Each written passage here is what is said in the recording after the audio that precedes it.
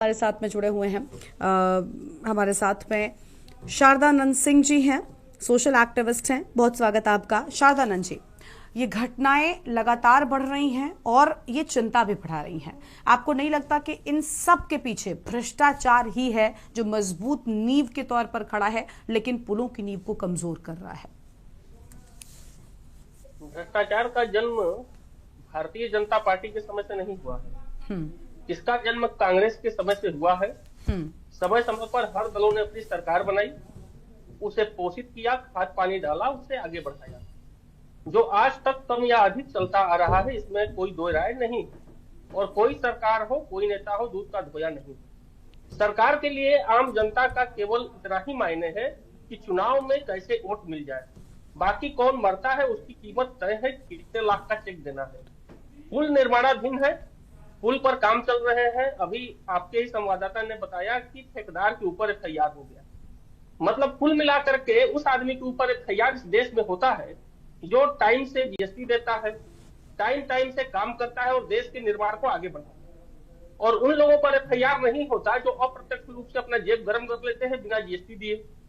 भाई घूस का तो कोई पैसा है नहीं कि कोई टैक्स तो लगता नहीं घूस पर, और वो लोग सामने आते नहीं। असली एफआईआर होना चाहिए था सरकारी कर्मचारियों के ऊपर कि इनकी देखरेख में काम चल रहा है, इनके ऊपर एफआईआर करके इनसे वसूली की जानी चाहिए, न कि उन लोगों को प्रताड़ित करना चाहिए जो लोग इस काम को कर रहे हैं।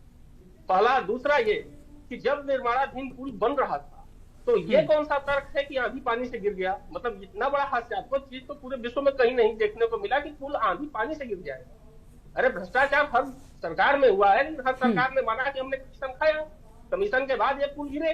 अब मान लीजिए सपा सरकार की बात है, वही रात है, रात से जो पुल जालौन को जोड़ रहा है वो पुल पर बसें चलती थी तो हिलता था, ओवरलोडेड ट्रक, गुंडा टैक्स लगता था, जीटी लेकर के लोग पार कराते थे। मान लीजिए आज वो बंद है क्योंकि हम वहां पे रहते थे, जाते थे, आते थे, हमें सब पता है। 100 मीटर दूर पहले पुलिस खड़ी होती थी, 100 मीटर दूर सपा सरकार के गुंडे होते थे जो गुंडा टैक्स लेकर के काम करते थे। तो वो चीजें तो हम लोगों ने पहले से देखी हैं। लेकिन हम ये कहना चाहते हैं कि आखिर आम जनता का जीवन इतना सस्ता क्यों कि आप उनको, मजदूरों को आप 5 लाख रुपए देकर के विदा कर दिए। उनके परिवार क्या 5 लाख में जीविका चला लेगी? क्या पूरे परिवार का इतनी महंगाई में 5 लाख से पोषण हो जाएगा?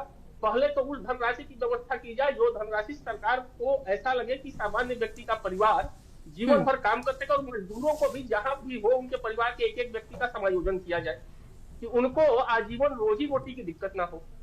दूसरा कि पहले उन अधिकारियों और उन लोगों की बात की जाए जो लोगों ने टेंडर पास किया, उसके बाद विभाग के कौन से कर्मचारी थे जो उस जगह पर थे, उस निर्माणाधीन पुल के साथ खड़े होकर के काम करा रहे थे और वहां का इंस्पेक्शन कर रहे थे। वो कौन सा इंस्पेक्शन कर रहे थे कि पुल गिर गया? ठेकेदार का काम है कंस्ट्रक्शन का काम करना। ठेकेदार ने अपने जो भी फार्म होते हैं भरते हैं, जो भी उनका होता है काम वो करते हैं, लेकिन सरकार के कर्मचारी भी तो उसमें नियुक्त होते हैं। ऐसा थोड़ी कि सरकार के बिना देख रेख के सारे चीज फाइल साइन होते चले जाते हैं। भाई कोई काम करता है तो साइन करते हैं, और साइन करने पर क्या लेते हैं ये सबको पता है। तो वो लोग कहाँ है? उन लोगों पर एफआईआर क्यों नहीं? उन लोगों पर भी एफआईआर होना चाहिए, उन लोगों पर भी कार्रवाई होनी चाहिए। पहले जेल उनको भेजिए जितने लोगों ने इस टेंडर को बांटा है और जेब गर्म किया है। टेंडर बांटते वक्त ये गलती थी और कहीं गलती नहीं हुई। टेंडर बांटे, काम देख रहे हैं, काम चल रहा है और पुल गिर गया।